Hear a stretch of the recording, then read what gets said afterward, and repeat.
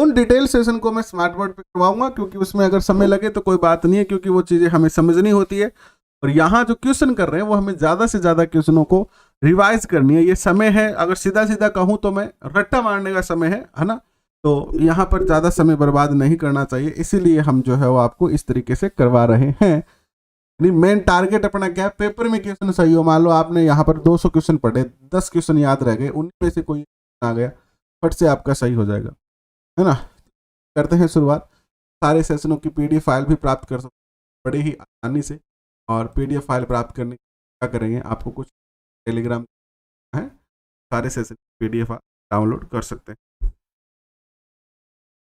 तो पहला क्वेश्चन 100 तक कल किए थे, पीडीएफ 100 तक की आपको मिल गई है।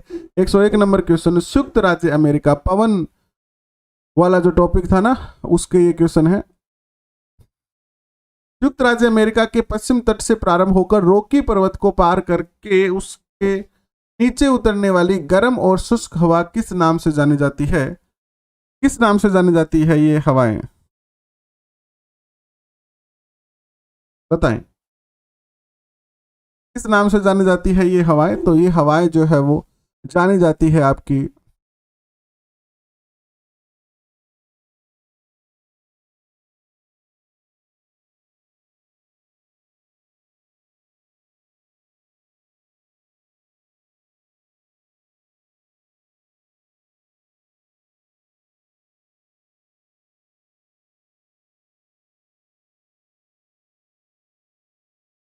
एक मिनट,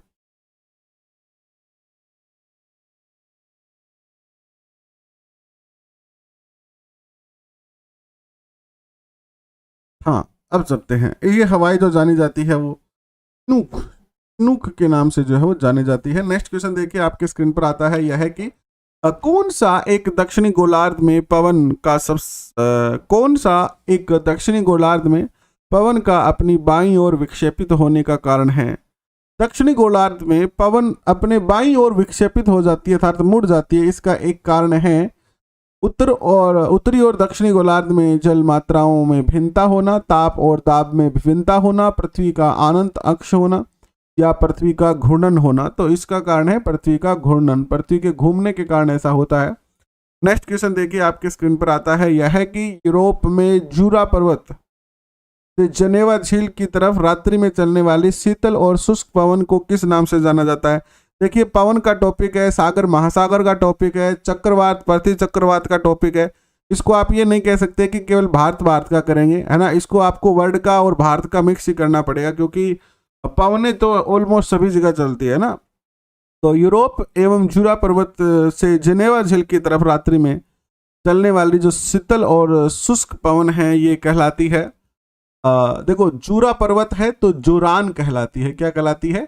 जोरान कहलाती है। इस तरीके से कुछ हाईलाइट अपने दिमाग में रख लो आप। नेक्स्ट क्वेश्चन देखिए आपके स्क्रीन पर क्या आता है। क्वेश्चन आता है यह है कि रॉकी पर्वत के पूर्वी ढालों पर उतरने वाली हवा का संयुक्त राज्य अमेरिका और कनाडा में क्या कहा जाता है? रॉकी पर्वत की पूर्वी ढालों पर उतरने वाली जो हवा है उसको संयुक्त राज्य अमेरिका में क्या कहा जाता है? संयुक्त राज्य अमेरिका में इन हवाओं को, इन पवनों को जो है वो चिनूक नाम से जो जाना जाता है। बी उत्तर होगा। नेक्स्ट क्वेश्चन आपके स्क्रीन पर होगा कि दक्षिणी पूर्वी व्यापारिक हवाएं बारिश के मौसम में भारतीय उपमहाद्वीप से किसके कारण आकर्षित होती है?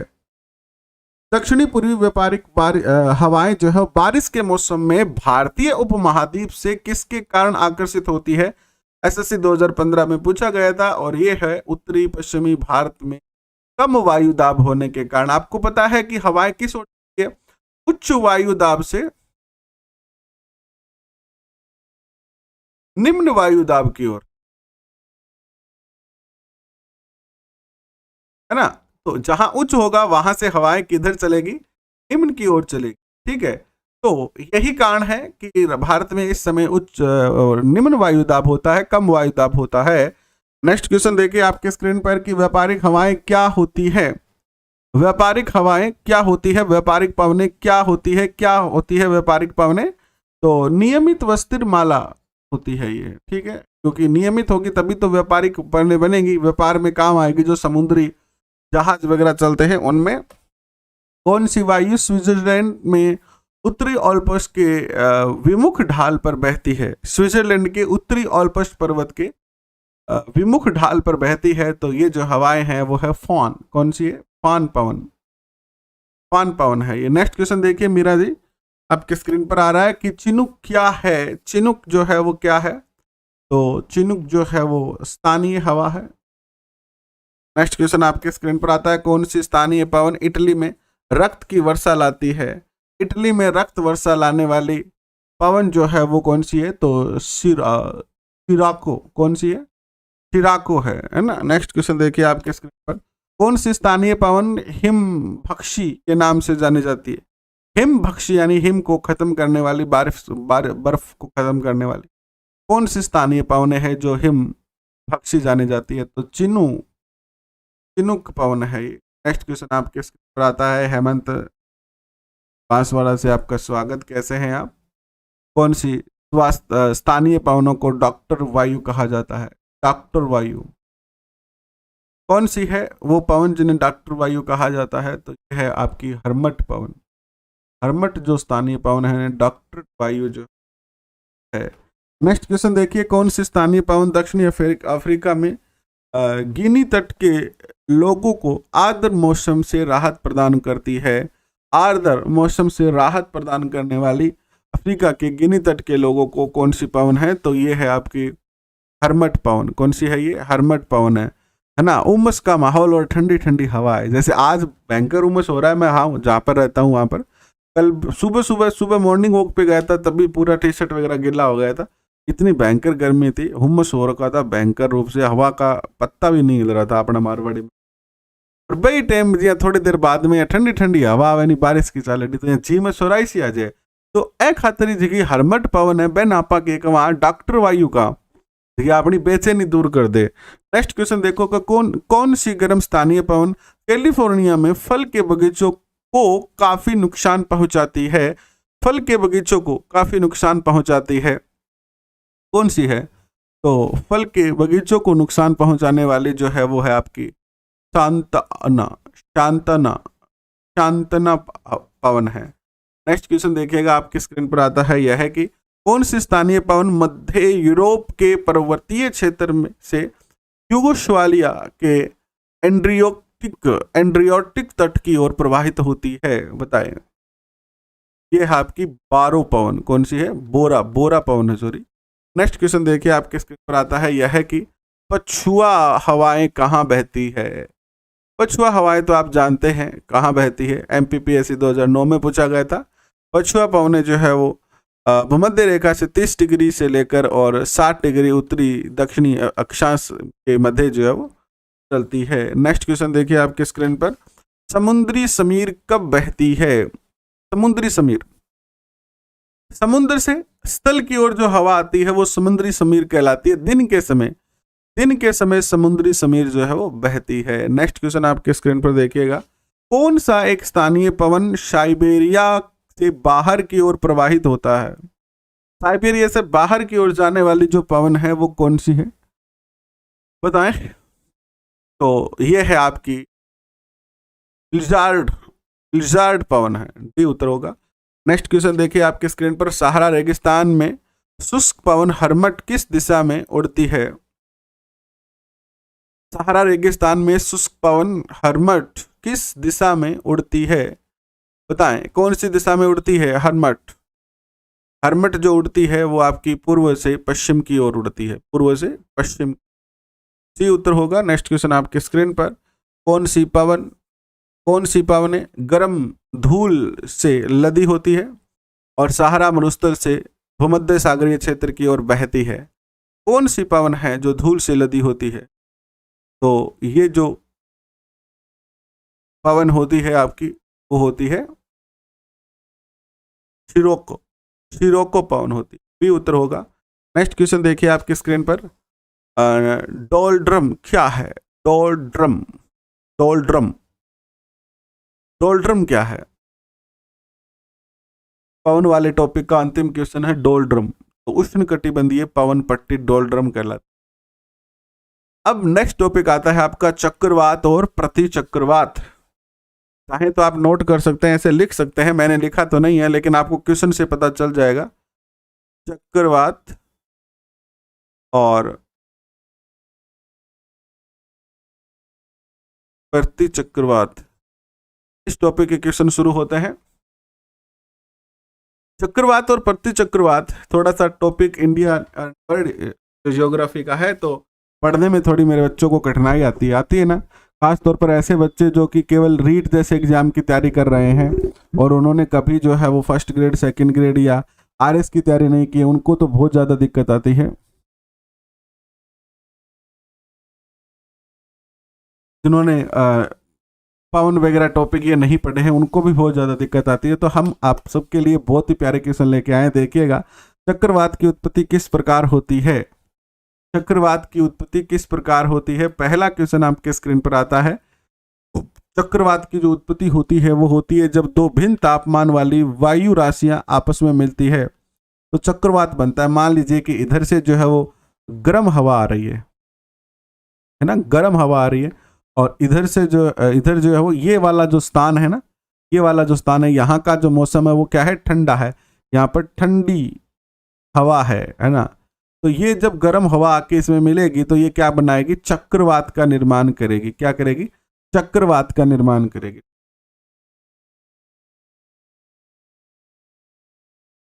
तो यहां पर उत्तर आपका होगा बी। नेक्स्ट क्वेश्चन आपके स्क्रीन पर आता है, चक्रवात की दिशा क्या होती है। चक्रवात जो होते हैं उनकी दिशा क्या होती है। चक्रवात उत्तरी गोलार्ध में घड़ी की सुई के विपरीत और दक्षिणी गोलार्ध में घड़ी की सुई के अनुकूल होती है। अब आप कौन से गोलार्ध में रह रहे हो इस पर डिपेंड करता है। जैसे ये हमारी पृथ्वी है, इसके दो गोलार्ध में हम इसको बांट सकते हैं ना, बीच में भूमध्य रेखा आ जाएगी आपकी, ये उत्तरी गोलार्ध है आपका और ये दक्षिणी गोलार्ध है। चित्र जैसा बना है आप समझ लो, मैं ऐसा ही पेंट रहा हूं मेरे भाई। तो देखिए, अगर यहाँ की कोई स्थिति है, कोई देश उत्तरी गोलार्ध में है और पूछे कि चक्रवात किस दिशा में आएंगे, तो उत्तरी गोलार्ध में घड़ी की सुई के विपरीत आएंगे, यानी पूर्व से पश्चिम की ओर,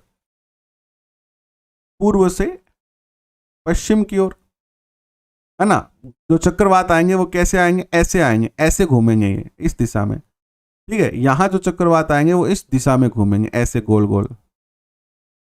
जबकि दक्षिण की ओर जो आएंगे वो किस दिशा में घूमेंगे, पश्चिम से पूर्व की ओर। आपने आप थर्जे खेत जाओ थे, बम्बूली देख रहे बम्बूलियो, यू नो अबाउट बम्बूलिया, जानते हो, यस लिख के बताओ। यहां पर जो चक्रवात आएंगे ना वो इस प्रकार के आएंगे। तो जो बच्चा भंभूलियों को जानता है ना वो जानता है कि चक्रवात, यानी देखो चक्रवात आएंगे में वो घूमेगा। तो ये हो गया आपका उत्तर का और ये हो गया आपका पश्चिम का, आ गया, सॉरी दक्षिण का। समझ में आ गया होगा, आशा करता हूं ऐसा अपनी मारवाड़ी भाषा में समझ में आया नहीं। नेक्स्ट क्वेश्चन देखिए आपके स्क्रीन पर क्या आता है। चक्रवात की आकृति इसमें से किस प्रकार की होती है। चक्रवात जो आता है तो उसकी आकृति कैसी होती है, वो अंडाकार होता है, गोलाकार होता है कि त्रिभुजाकार होता है, सभी प्रकार का होता है। तो चक्रवात जनरली जो है ना, पहले चक्रवात ऐसे बड़ा चक्रवात बनता है, ऐसे ऐसे चलता है।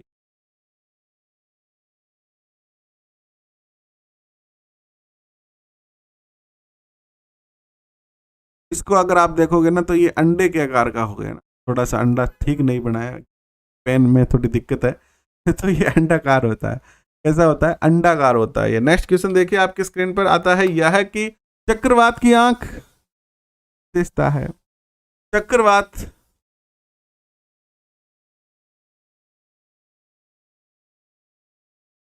चक्रवात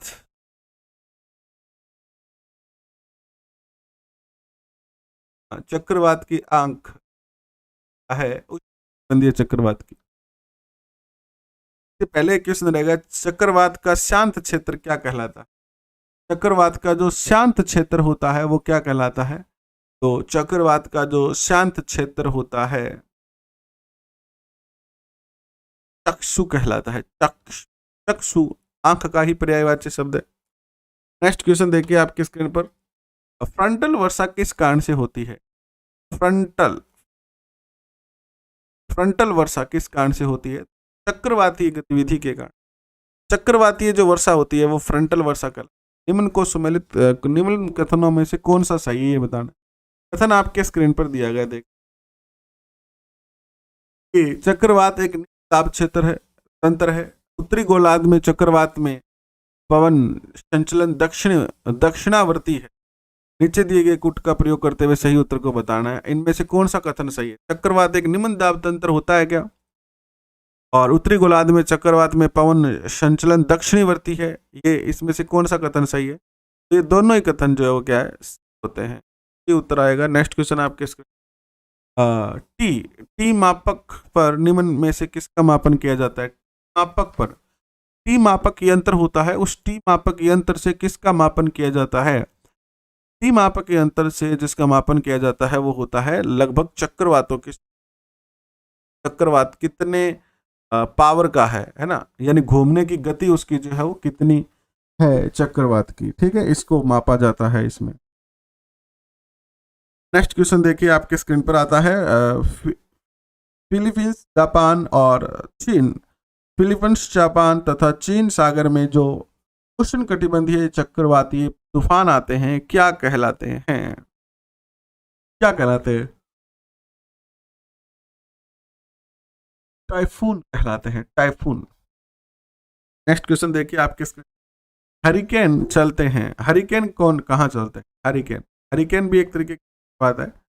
तो ये हरिकेन जो है वो मिसिसिपी घाटी के अंदर हरिकेन होते हैं। नेक्स्ट क्वेश्चन आपके स्क्रीन पर। निम्नलिखित में से कौन सा देश टाइफून से प्रभावित रहता है? यानी टाइफून कहाँ पर आते हैं? तो Honduras and Guatemala and Bangladesh, Philippines, Japan या मिसिसिपी घाटी। तो अभी अभी हमने पढ़ा है कि फिलीपींस एवं जापान एवं चीन, यहाँ पर क्या आता है?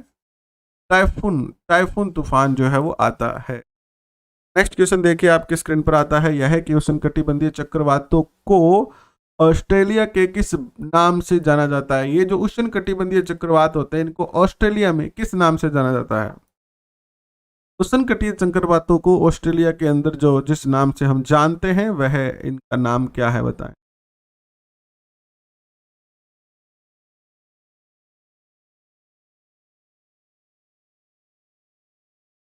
विली विली विली विली के नाम से जाना जाता है। पीडीएफ तो अगर आप टेलीग्राम पे जुड़े हो तो पीडीएफ तो आपको मिल ही रही है।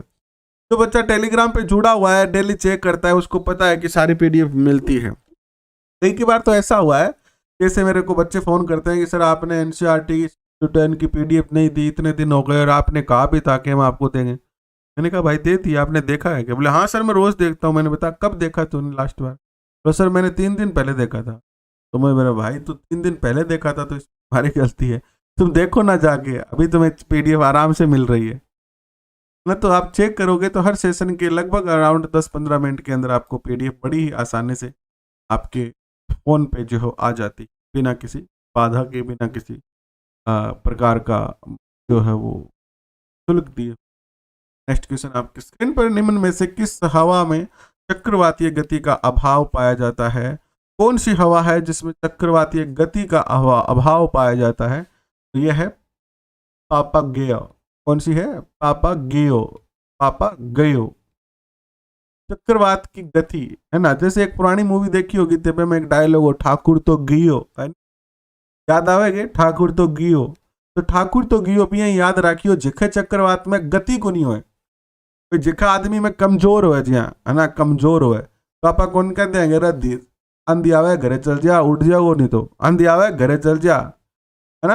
और यही बात है, जिखे चक्रवात में शक्ति नहीं होगी बिना आप चिड़ास का नहीं, ठाकुर तो गियो तो पापा गयो, ठीक है, पापा गयो। माँ के सामने क्या कई बार मम्मी पापा की लड़ाई हो जाए तो घर में क्या हो, घर जो है वो में महिला की ज्यादा वाह हुआ है, वर्चस्व हुआ है। तो लास्ट में अगर मम्मी पापा या पति पत्नी की लड़ाई होती है तो पति को क्या माननी पड़ती है? हार माननी पड़ती है। तो यहाँ पर पति वाला उदाहरण नहीं लेंगे, यहाँ पर पापा और मम्मी वाला उदाहरण लेंगे। तो कि पापा मम्मी की लड़ाई होगी तो पापा को हार माननी पड़ेगी। और जो घर पे छोटे छोटे बच्चे हैं वो पापा को चिढ़ा रहे हैं, पापा अब तो तुम गियो, है ना। तो बस ऐसे याद कर सकते हो। नेक्स्ट क्वेश्चन आपके स्क्रीन पर आता है, चक्रवातों की उत्पत्ति से संबंधित भंवर सिद्धांत के प्रतिपादक कौन है? चक्रवातों की उत्पत्ति के भंवर सिद्धांत बताएं। सारी पीडीएफ वही मिलेगी टेलीग्राम पर ही, बाकी कोई जगह नहीं है, उसी एक ही जगह पर सारी पीडीएफ मिलेगी आपको। तो ये जो है वो इसमें से कोई नहीं है। नेक्स्ट क्वेश्चन देखिएगा। टॉर्नेडो का मुख्य संबंध किससे? टॉर्नेडो का मुख्य संबंध किससे है बताइए। टॉर्नेडो, ये क्वेश्चन पूछा गया है कि टॉर्नेडो कहाँ आते हैं, तो उत्तरी अमेरिका में मुख्य टॉर्नेडो नामक तूफान जो है वो आता है। नेक्स्ट क्वेश्चन देखिए आपके स्क्रीन पर आता है, यह है कि चक्रवातों की उत्पत्ति से संबंधित ध्रुवीय वातावरण सिद्धांत का प्रतिपादन निम्नलिखित में से किस द्वारा किया गया था? ध्रुवीय वातावरण सिद्धांत का प्रतिपादन जो किया था वो किया था जे ब्रकनिज ने। नेक्स्ट क्वेश्चन आपके स्क्रीन पर आता है, निम्नलिखित में से कौन सा सिद्धांत चक्रवातों की उत्पत्ति की व्याख्या नहीं करता है? कौन सा सिद्धांत है जो चक्रवातों की उत्पत्ति की व्याख्या जो है वो नहीं करता है? ये क्वेश्चन भी बहुत प्यारा आपके स्क्रीन पर आ रहा है। चक्रवातों की उत्पत्ति की व्याख्या नहीं करता है तो प्रगामी तरंग सिद्धांत है। कौन सा है? प्रगामी तरंग सिद्धांत। नेक्स्ट क्वेश्चन देखिए आपके स्क्रीन पर आता है, यह है कि टाइफून नामक चक्रवात से कौन सा क्षेत्र प्रभावित होता है? टाइफून से जो प्रभावित होता है वो कौन सा होता है? टाइफून, हम 3 बार ये क्वेश्चन आ चुका है, अलग अलग तरीके आते हैं टाइफून, है। नेक्स्ट क्वेश्चन देखिए आपके स्क्रीन पर, सूची तो आपके सामने है, इनको सम्मिलित करके आपको बताना है क्या उत्तर होगा। सूची 1 में दिया गया है चक्रवात उष्णकटिबंधीय हैं वो, और दूसरे में दी गई थी, तो बताइएगा चक्रवात कहाँ पर आते हैं जनरली।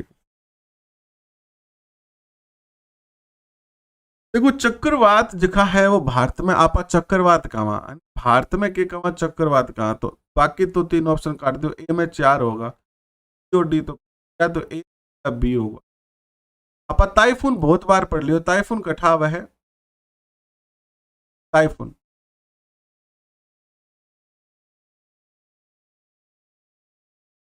प्रभंजन जो आता है वो संयुक्त राज्य अमेरिका में आता है, और टाइफून है वो एशिया में आता है, और वेली ऑस्ट्रेलिया।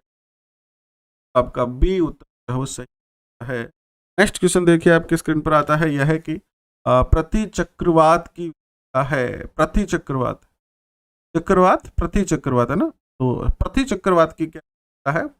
प्रति चक्रवात की विशेषता है कि यहाँ पर स्वच्छ आसमान होता है, स्वच्छ यानी साफ आसमान होता है।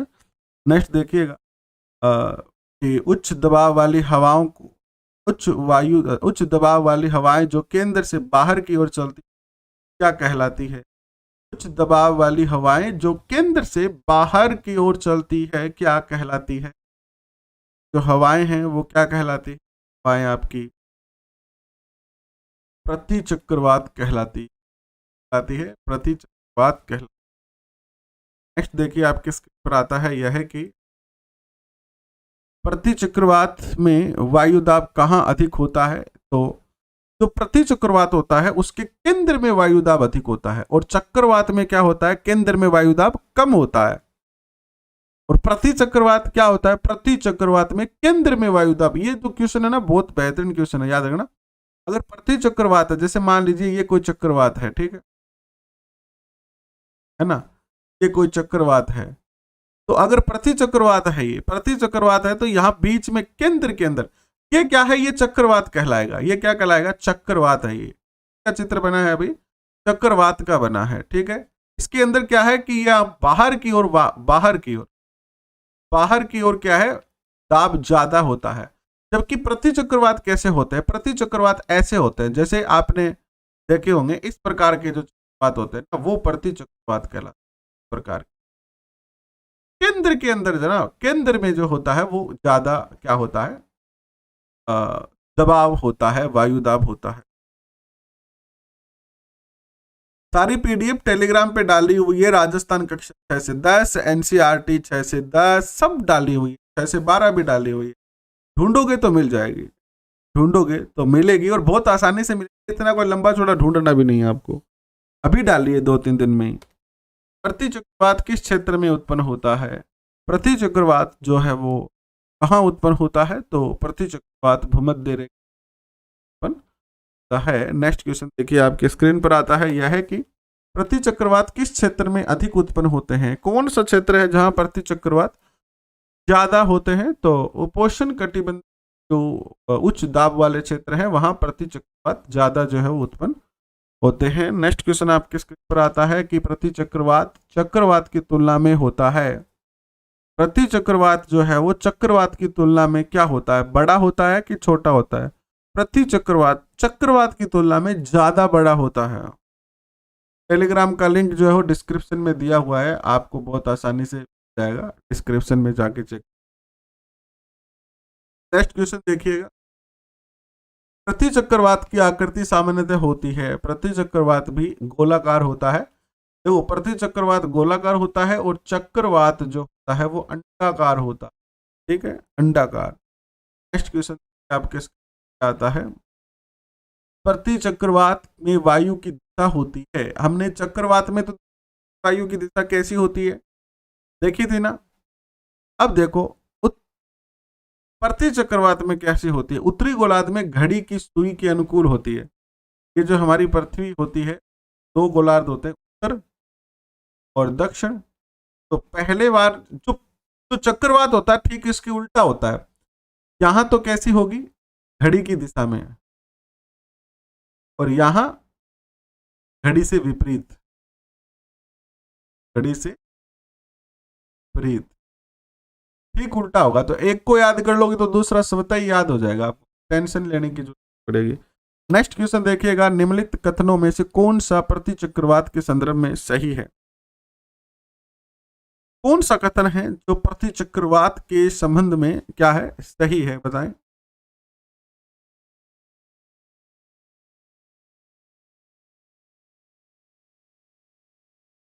सही कथन यह है कि प्रतिचक्रवात उच्च वायुदाब केंद्र युक्त पवन तंत्र होता है।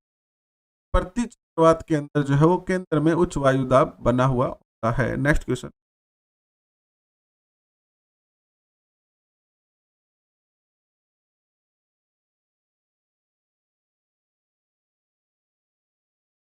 जी सुरेंद्र पूनिया, हम आपकी इस बात से भी सहमत हैं।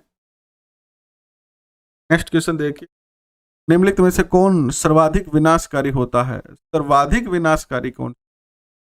सर्वाधिक विनाशकारी जो होता है वो अमेरिका में जो आते हैं ना टोर्नेडो। कौन से? टोर्नेडो। मैं आपको जो क्वेश्चन करवा रहा हूं ना वो बहुत सोच समझ के करवा रहा हूं। ठीक है महावीर प्रसाद सैनी जी, टारगेट यही है कि आपके क्वेश्चन आए, है ना। तो सारे के सारे प्रीवियस, एक भी क्वेश्चन ऐसा नहीं है जो कोई इधर उधर से लिया गया है। सारे के सारे प्रीवियस ईयर क्वेश्चन, सारे के सारे। Tornado, tornado, tornado. और high level exam SSC tornado है।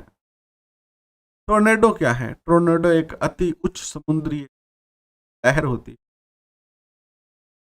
नहीं। टोर्नेडो एक अति दाब का केंद्र, निम्न दाब का भी उत्तर।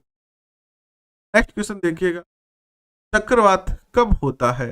चक्रवात जो है कब होता है? तो चक्रवात कब होता है? जब केंद्र में निम्न दाब और चारों ओर उच्च दाब होता है। बात बन, जब केंद्र में तो बन जाता है निम्न दाब, है ना। केंद्र यह है, यहां तो बन गया निम्न कम, चारों तरफ बन गया उच्च दाब। तो ये क्या होती है? हवा ऐसे घूमने लगती है। क्या होती है? घूमने लगती है ये, है ना। नेक्स्ट क्वेश्चन, निम्नलिखित कथनों पर विचार करेंगे आप। चक्रवात के उत्तरी गोलार्ध में पवन प्रवाह की दिशा प्रति दक्षिणावर्त है। और दूसरा कथन है कि उष्ण कटिबंधीय चक्रवात भूमि पर पहुंचने पर क्षीण हो जाता है, यानी कम हो जाते हैं, क्योंकि उष्ण वायु की वृत्त मात्रा में पूर्ति नहीं होती। बताएं क्या उत्तर होगा इसमें? दोनों ही कथन जो है वो आपके क्या, ये चक्रवात और प्रतिचक्रवात का टॉपिक आपका हो गया पूरा। अब हम क्वेश्चन करेंगे महासागरीय परिसंचरणा। महासागर परिसंरचना, ऐसा कोई टॉपिक है आपका? ऐसा टॉपिक है इस यूनिट में, एक चर्चा करते हैं। तो देखिए पहला क्वेश्चन क्या आता है इसमें।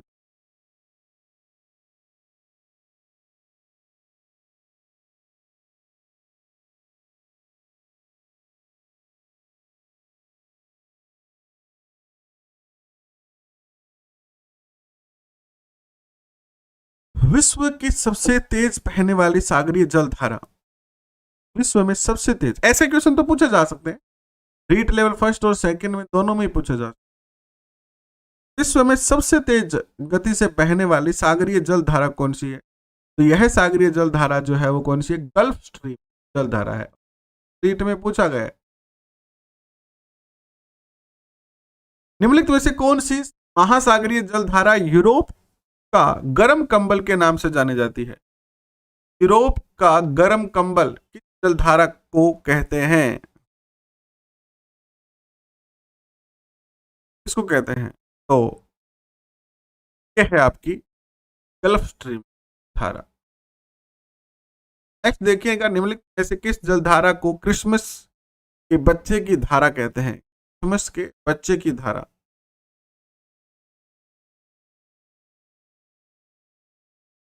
बच्चे की धारा, ये जलधारा है आपकी अल नीनो।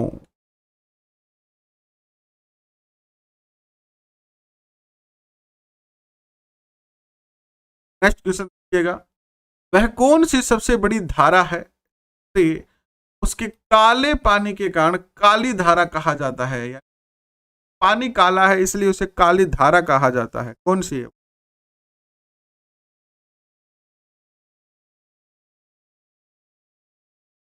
और काला पानी काली धारा कहलाती है, और ये है आपकी कौन सी?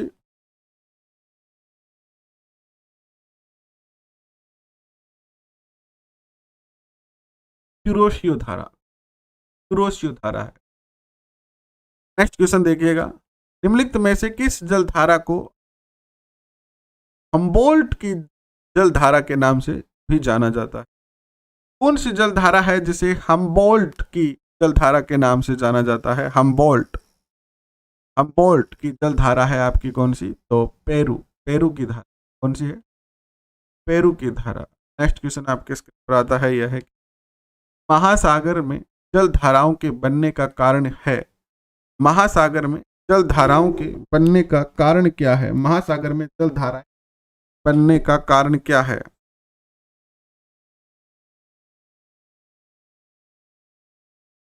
महासागर में जल धाराएं बनने का जो कारण है वो क्या है विद्वान साथियों? महासागर में जल धाराएं बनने का कारण जो है वो क्या है?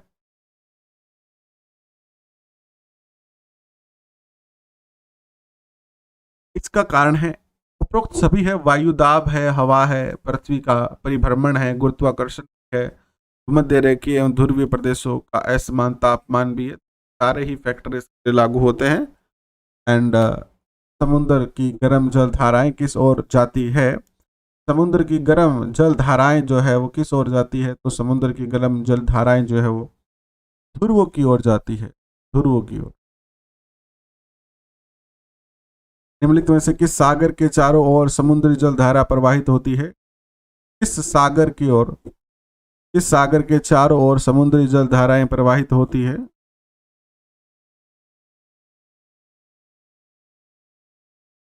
तो यह है आपका टारगेट सागर। कौन सा है? टारगेट, चार सागर। नेक्स्ट क्वेश्चन देखिए आपके स्क्रीन पर आता है कि निम्न में से कौन सी जल धारा दक्षिणी गोलार्ध में बहती है?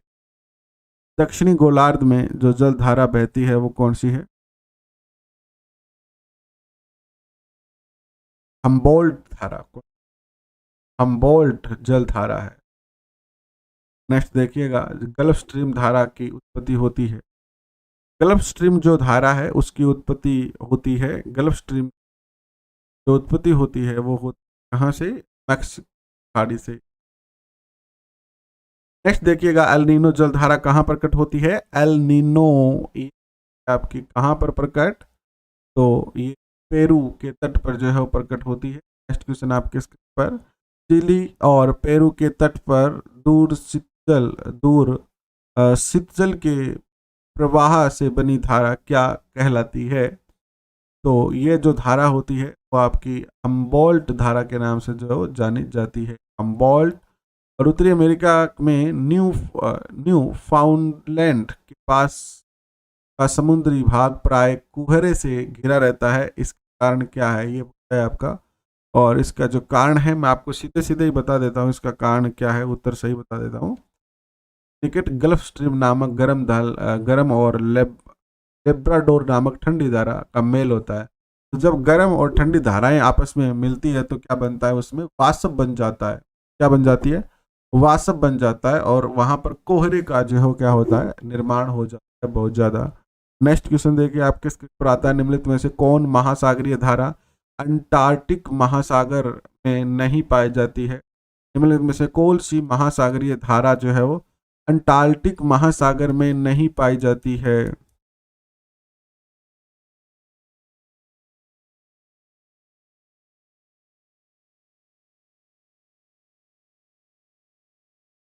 पेरू धारा।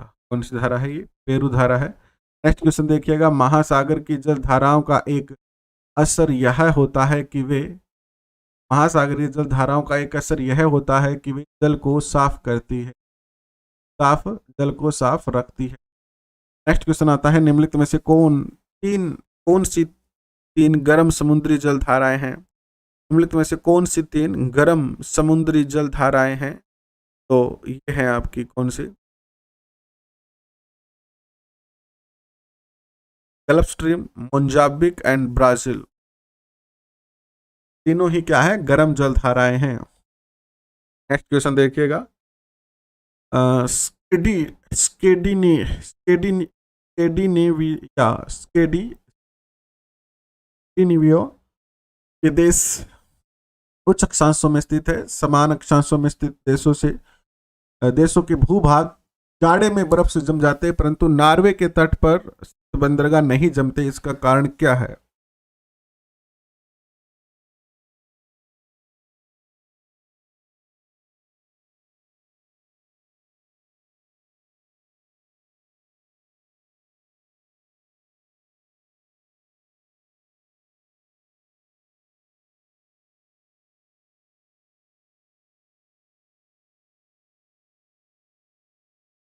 नहीं जमने का कारण यह है कि उत्तरी अंध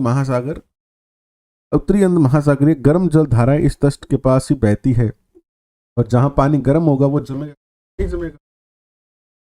साफ नहीं दिखाई दे रहा है, और कैसे दिखाएं साफ? फुल एचडी सेशन चल रहा है, अभी भी साफ नहीं दिखेगा तो फिर कभी दिखेगा? अपने फोन की सेटिंग को चेक करो, साफ करो इसको। नेक्स्ट क्वेश्चन देखिएगा, निम्नलिखित में से कौन सी जलधारा अंटार्कटिक महासागर से संबंधित है? अंटार्कटिक से संबंधित है। अटलांटिक महासागर से संबंधित कौन सी है?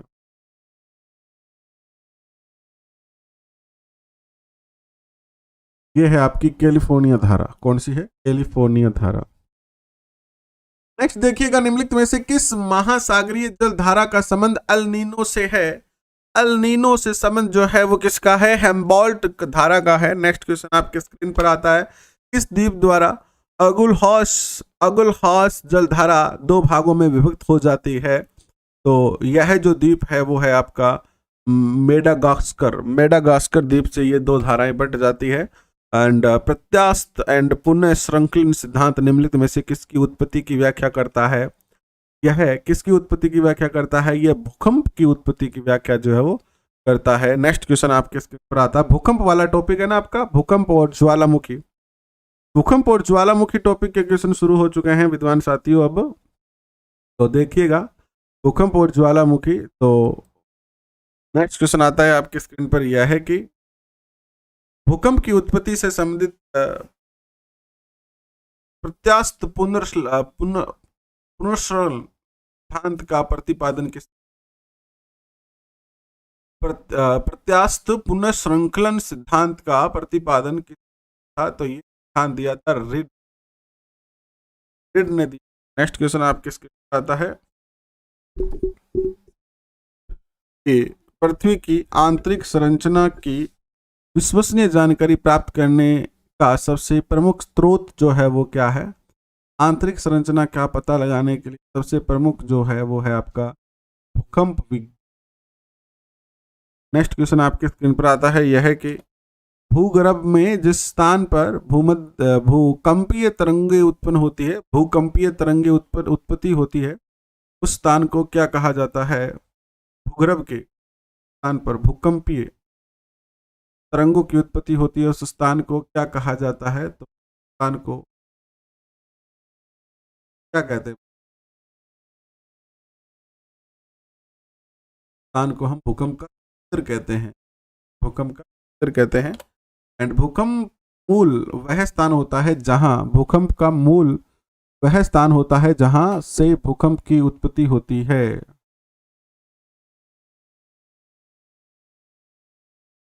भूकंप की उत्पत्ति होती है। अधिकेंद्र भूकंप का एक बिंदु है जो संबंधित है। अधिकेंद्र भूकंप का एक बिंदु है। एनसीईआरटी में मैंने ये सारे क्वेश्चन आपको ज्योग्राफी में करवाए हैं, अगर आप दोबारा पढ़ोगे उनको तो ये सब क्वेश्चन आएंगे। अधिकेंद्र, केंद्र, ये सारे क्वेश्चन आएंगे। अधिकेंद्र किसे कहते हैं? अधिकेंद्र भूकंप उद्गम केंद्र के ऊपर पृष्ठभूमि का बिंदु जो है वो क्या कहलाता है? अधिकेंद्र कहलाता है। यानी यहाँ पर भूकंप का क्या है? केंद्र है, तो यहाँ ऊपर पृथ्वी पर जो होगा वो क्या होगा? अधिकेंद्र होगा। ये सब करवाए हैं।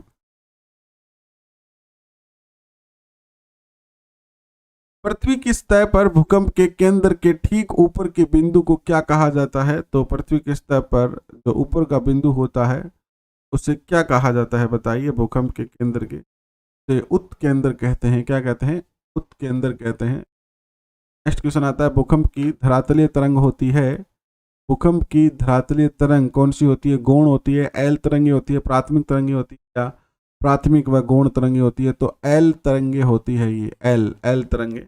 और निम्नलिखित में से कौन सी भूकंपीय तरंगे सर्वाधिक क्षति पहुंचाती है? सर्वाधिक हानि पहुंचाने वाली, सर्वाधिक क्षति पहुंचाने वाली जो भूकंपीय तरंगे हैं वो है आपकी दीर्घ पृष्ठीय भूकंपीय तरंग। नेक्स्ट क्वेश्चन आता है, निम्नलिखित में से कौन सा कथन सही नहीं है? तो कथन जो सही नहीं है वो बताएं।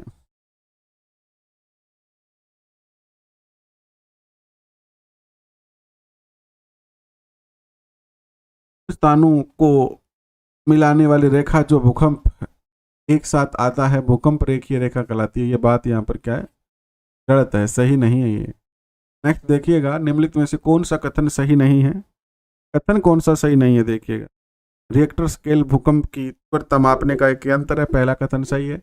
रिएक्टर स्केल एक लोगारिथमिक स्केल होता है, यह भी बात सही है। और यह को मापता है। तो इसमें से सारे ही कथन सही है, कोई भी कथन जो है गलत नहीं है यहाँ पर। अंतः सागरीय भूकंपों द्वारा उत्पन्न समुद्री लहरों को क्या कहा जाता है? अंतः सागरीय भूकंपों द्वारा उत्पन्न समुद्री लहरों को क्या कहा जाता है? सुनामी। क्या कहा जाता है? सुनामी कहा जाता है। और सुनामी का मुख्य कारण निम्नलिखित में से कौन सा है? सुनामी का मुख्य कारण जो है वो क्या है?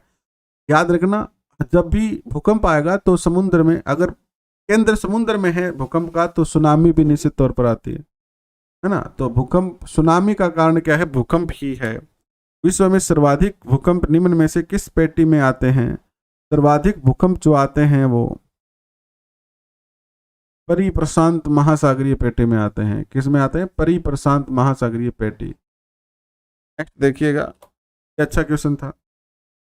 भूकंपों का प्रभाव महाद्वीपीय भागों के अतिरिक्त महासागरीय भागों पर भी पड़ता है। इससे महासागरों में भयंकर लहरें उत्पन्न होती है। इन लहरों को किस नाम से जाना जाता है?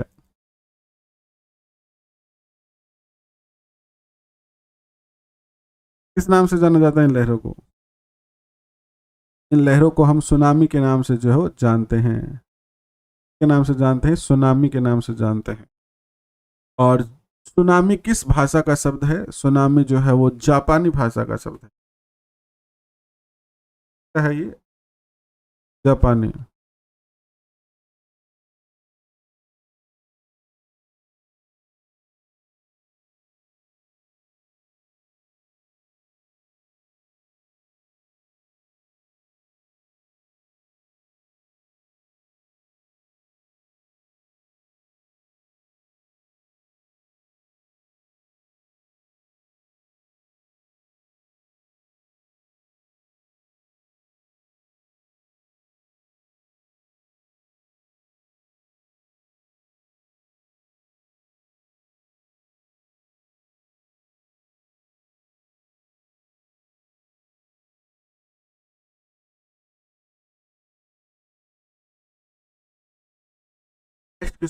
आपके स्क्रीन पर है यह है कि किस देश में भूकंप से उत्पन्न विनाशकारी समुद्री तरंगों को सुनामी कहा जाता है?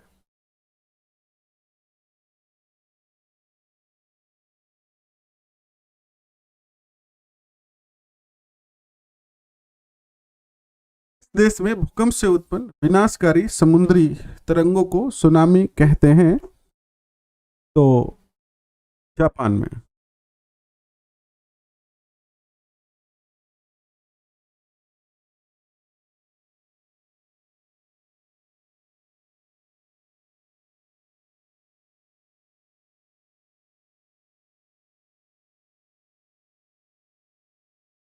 नेक्स्ट क्वेश्चन देखिएगा कि तरल पदार्थों से होकर न गुजर सकने वाली भूकंपीय लहर कौन सी है? तो तरल पदार्थों से होकर नहीं गुजर सकती, तो जो भूकंप की एस लहरें हैं, पी, एल और एस, 3 प्रकार की लहरें होती हैं, एस लहरें होती। नेक्स्ट क्वेश्चन देखिएगा आप किसके, रिएक्टर स्केल का प्रयोग किसके मापन के लिए किया जाता है? रिएक्टर स्केल का जो प्रयोग किया जाता है वो भूकंप की तीव्रता मापने के लिए जो है किया जाता है। एंड सिस्मोग्राफ किससे मापन के काम आता है? सिस्मोग्राफ किसे मापने के लिए काम में लाया जाता है? सिस्मोग्राफ की सहायता से आप जो है वो भूकंपीय तरंगों को माप सकते हैं। सी उत्तर होगा। नेक्स्ट क्वेश्चन, सिस्मोग्राफ किसका विज्ञान है? ये भूकंप विज्ञान है। समान भूकंपीय तरंगे, समान भूकंपीय तीव्रता अर्थात समान बर्बादी वाले स्थानों को मिलाने वाली रेखा को क्या कहते हैं? इस रेखा को सम भूकंपीय रेखा, जैसे मान लीजिए एक स्थान है ए, एक स्थान है बी और एक स्थान है सी, इन तीनों जगह पर मान लीजिए कि 6.5 Richter scale, 6.5 Richter scale, 6.5 reactor का भूकंप आया है, तो इन तीनों रेखाओं को, इन तीनों स्थानों को मिलाने वाली जो रेखा होती है वो सम यानी समान भूकंपीय रेखा कहलाती है। नेक्स्ट क्वेश्चन देखिएगा, किसी क्षेत्र में उन स्थानों को मिलाने वाली रेखा जहां भूकंप के साथ भूकंप एक साथ अनुभव किया जाता है कहलाती है, क्या कहलाती है? सह भूकंप रेखा। सह मतलब साथ, यानी कई बार कई स्थानों पर एक ही टाइम में भूकंप आता है, उस रेखा को, उन सभी स्थानों को मिलाने वाली रेखा सह भूकंप रेखा के नाम से जानी जाती है। नेक्स्ट क्वेश्चन आपकी स्क्रीन पर आता है कि सम भूकंप रेखा का आकार प्राय होता है। सम भूकंप रेखा का जो आकार होता है वो अनियमित होता है। एंड भूकंप का कारण क्या है? भूकंप का कारण है क्या? टेक्टोनिज्म। टेक्टोनिज्म जो है भूकंप का क्या बनता है? कारण बनता है। नेक्स्ट क्वेश्चन देखिएगा आपके स्क्रीन पर कि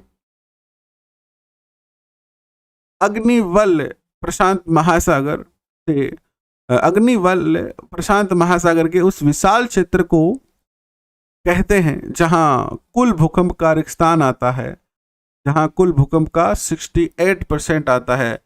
सर्किल ऑफ फायर कहते हैं इसको, है ना। अग्निवल्य, आग का गोला या आग का चक्र।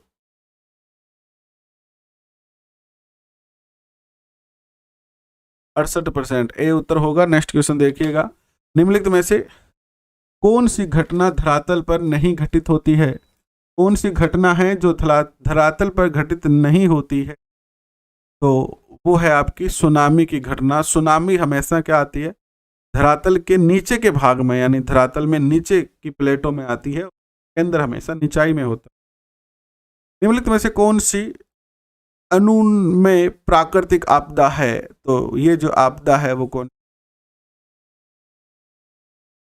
आपकी भूकंप, ए उत्तर होगा। आज के लिए बस इतना ही। ये टॉपिक आपका पूरा हो गया। पीडीएफ आपको टेलीग्राम पे मिल जाएगी। अभी के लिए नहीं, आप सब लोग आए, अपना कीमती समय दिया, इसके लिए भी बहुत बहुत धन्यवाद।